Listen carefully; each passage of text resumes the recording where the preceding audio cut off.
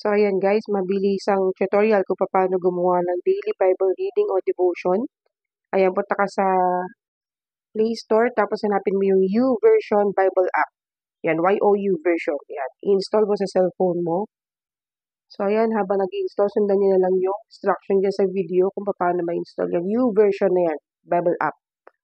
So sa paggawa ng DBR guys, pwede naman English at Tagalog kung saan kayo mas madaling makapag-explain. Pero syempre, saan i-consider din natin kung saan mas daling maintindihan ng mga nasa GC. So since yung mga members ko ay mas maintindihan ng karamihan ang Tagalog, ang paggawa ko ng DBR ay Taglish, more on Tagalog. So ayan, na-install na. Hanapin nyo yung kung anong version ang gusto nyo. So yan ang kainaman dito sa app na to. Maraming iba't ibang version. Meron KJV, ASD.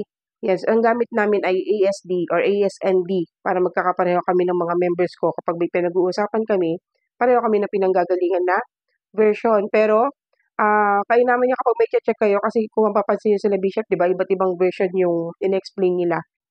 Ay, translation pala, sorry. Aside sa translation, ay pwede ka pa mamili kung English o Tagalog. So, syempre, pinili namin Tagalog para nagkakaintindihan kami lahat ng mga members. So, sa paggawa ng DBR, kapag ang refer nyo is si God the Father o Jesus Christ, dapat laging nag-i-start sa capital letter like Diyos is capital D, Lord capital L, God capital G, Jesus Christ capital G and C. Ganun. Kasi kapag small letter guys, ang tinutukoy nyo ay mga Diyos-Diyosan. So, ayan guys, pagpasensyaan nyo na po at medyo maingay kasi tayo ay nasa shop at tabi ng kalsada, kaya maingay yung mga dumadaan. So, ayan, itong cellphone na nasa harap ko ay hindi sa akin. So, pagpasensyaan nyo, hindi ka kabisado. So, ayan yung ating Bible app, yung install kanina. Yung YouVersion Bible app. So, ayan, ipinakita sa inyo kanina. Kung, wait lang. Masyado ba madilim? Ayan, liwanagan natin. Ayan. So, ayan, yung Bible. Ito, Bible. Meron mga bisita. So, ayan, ito yung kanina ASND na Filipino version. So, sabi sa church, pag babasa tayo ay kailangan binabasa ng mata, ng bibig na narinig ng tenga. So, ako kasi, syempre, iba tayo na effectivity. Ang ginagawa ko ay piniplay ko to, meron siyang tagabasa, pinapakinggan ko at the same time sinasabayan ko yung word by word. Tapos, habang binabasa niyo yan, dapat intindihin niyo mabuti, tignan niyo na kung alin doon yung pinaka-verse na tumatak sa inyo. So, ito ang tawag dito is chapter. Chapter 1, chapter 2, chapter 3, chapter. Yung maliliit na number yan ang mga verse. So, yan, 2, yan, mga yan maliliit na verse. So, ang advice sa church ay 3 to 4 chapters per day. So, para mabasa natin ng buong Bible in 1 year, dapat 3 to 4 chapters. Pwedeng isa sa umaga, isa sa tanghali, isa sa hapon, isa sa gabi. Or kung nahihirapan ka, pwede ka na magsimula muna ng isang chapter lang per day. So, ayan. Babasahin natin to. Pumili na kayo ng verse na tatatak sa inyo. Pwede kayo mag-start sa Genesis 1 or Matthew 1. Si Matthew or si Mateo kasi ay sa New Testament.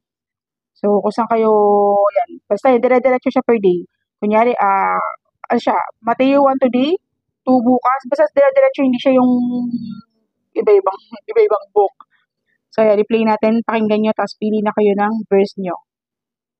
Ang magandang balita tungkol kay Jesucristo ayon kay Mateo. Unang kabanata. Ang mga ninuno ni Jesus. Ito ang talaan ng mga ninuno ni Jesucristo na mula sa angkan ni David. Si David ay mula sa lahi ni Abraham.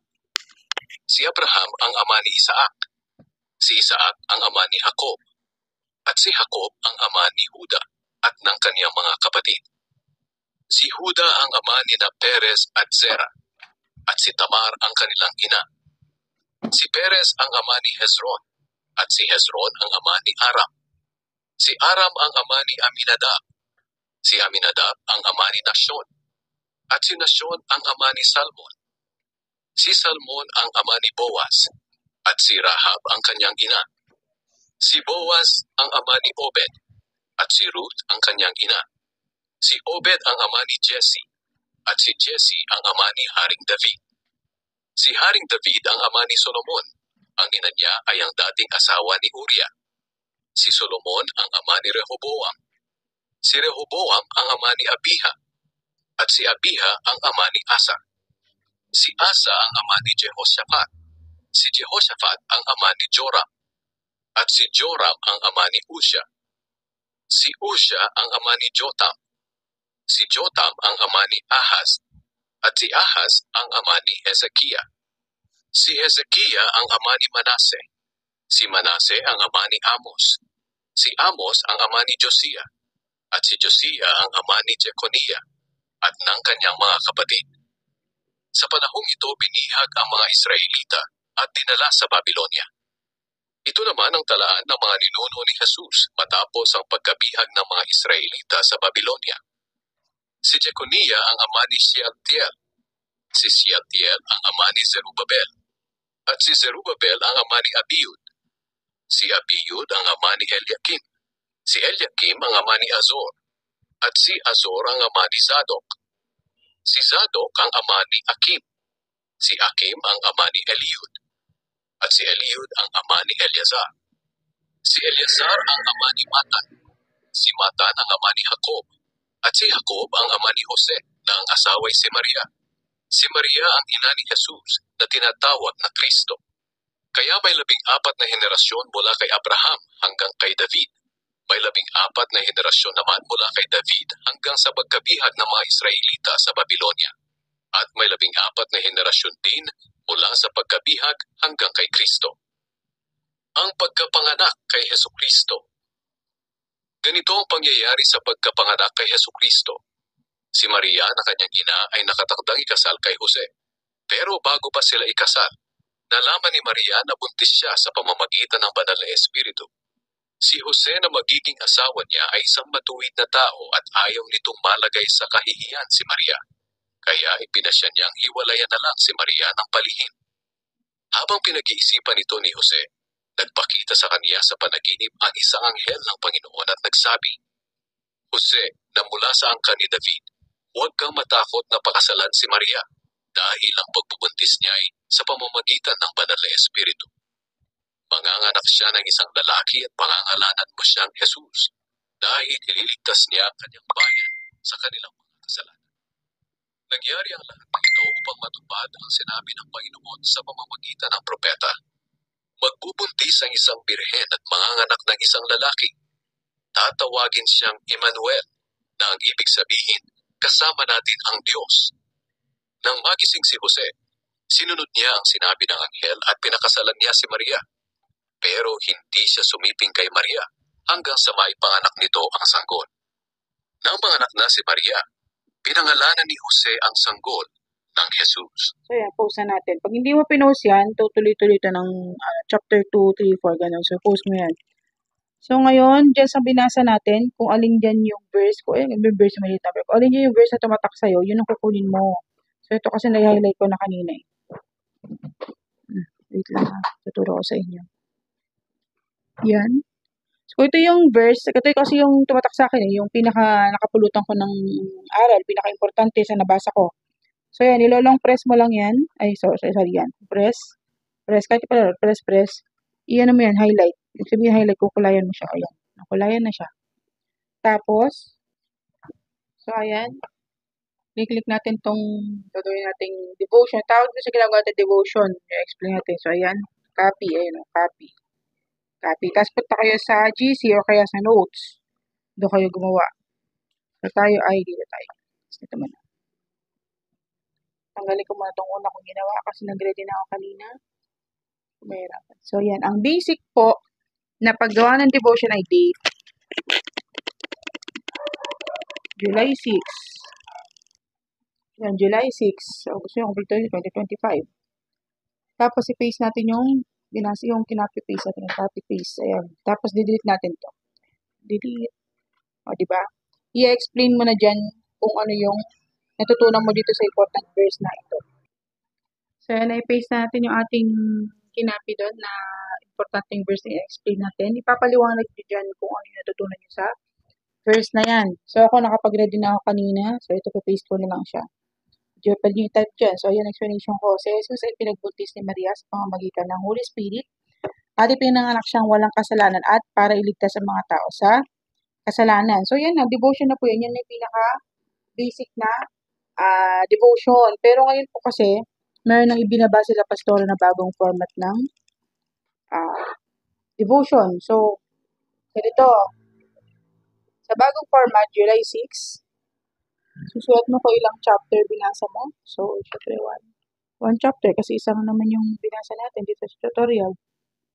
One chapter, anong binasa natin? Mateo 1. Pwede po kayo mag-start ng Genesis 1 or Mateo 1. Sa Genesis is Old Testament at sa Mateo is New Testament. So, yan. Date, one chapter Mateo, tapos yung binasa natin. Tapos, interpretation. Ibig sabihin sa interpretation, kung ano po yung pagkakaintindi mo dun sa binasa mo. So, pareho din naman po siya, kaya lang mas na-elaborate lang na maayos itong bagong format. Kaya kailangan po pag-aralan yung mabuti at hindi palpalaran dahil yan po ay isa-isa po namin pinabasa mga leader. So, hindi lang ako.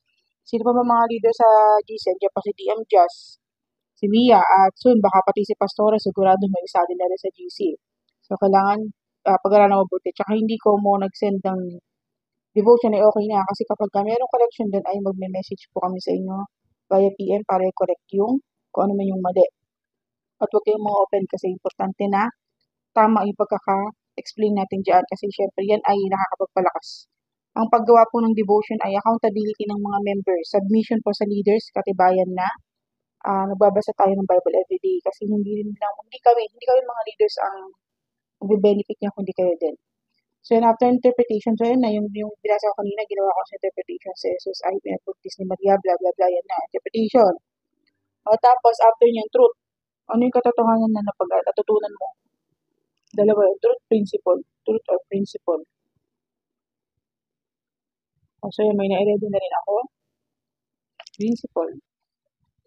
So, yan, meron ako na-reading truth or principle kanina ay ito, na doble. Truth, principle.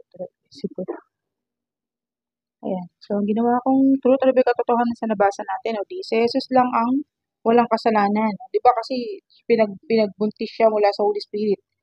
Si Jesus ang living offer o sacrifice para maligtas ang lahat ng sumampalataya sa Kanya. So, di ba, ilang beses natin pinag-aralan na si Jesus ay talaga nag-sacrifice para maligtas lahat, pero hindi lahat ay maliligtas. Sino lang daw maliligtas?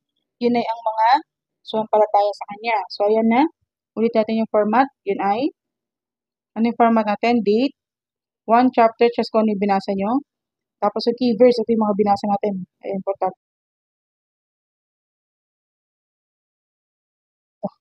Dalawang verse lang yan. So, interpretation, ayan na.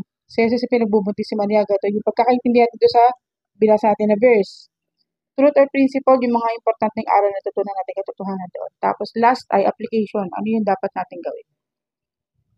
Para may apply natin itong binasa natin. So, meron na rin ako na-ready. So, yan. Application, meron ako na-ready kanina. Papaste ko na lang dito. Type nyo na dyan kung yung dapat gawin. So, nung ginawa kong application, huwag natin sayangin ang salvation at agape love ng Lord. Ang agape love, again, ay ang highest form of love. Unconditional, sacrificial, ayan, agape love ng Lord. Tapos sabi, huwag natin ikahiya ang gospel, i-share natin yun sa iba para maligtas din sila. So, yan na. Yan na ang buong devotion natin today. So, ang devotion po ay everyday yan. Ibang devotion ngayon, iba ulit bukas. So, kung magbabasa ka ng 3 to 4 chapters o kung ilang chapters per day, isang ganito lang ka pwede mong gawin. Ikaw, kung gusto mong gumawa ng marami, pero kahit isang ganito lang ang isend mo sa GC bilang accountability sa iyong leaders na talaga nagbabasa ka at may natututunan ka. So, sana naintindihan nyo. Kung hindi nyo pa naintindihan, ulit-ulitin nyo pong basahin itong or panoorin itong explanation. Tapos kung may tanong pa po kayo, i-message nyo lang ako at i-explain ko sa inyo. Thank you so much.